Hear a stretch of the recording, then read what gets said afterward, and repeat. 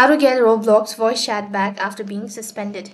In this video, I'm going to show you the ways to get Roblox voice chat back after being suspended.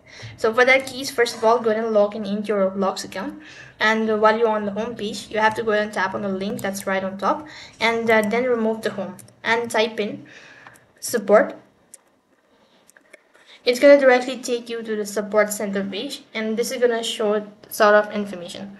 So over here you have to go ahead and submit a request. So type in the username and your first name, email address associated with your account, and then you need to go ahead and select the issue details. Go ahead and click on it, and here you need to select where you're actually having an issue with, and after that you need to go ahead and select the type of help categories and scroll down and go to moderation. Then you have to go ahead and specify it. Now you could go ahead and select appeal account.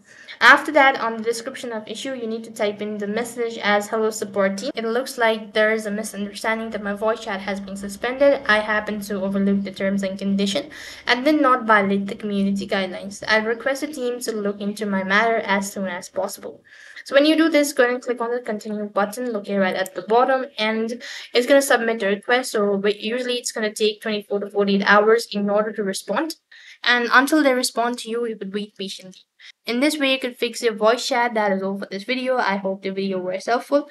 Make sure to like, share, and subscribe to our channel. Thank you for watching. See you in the next video.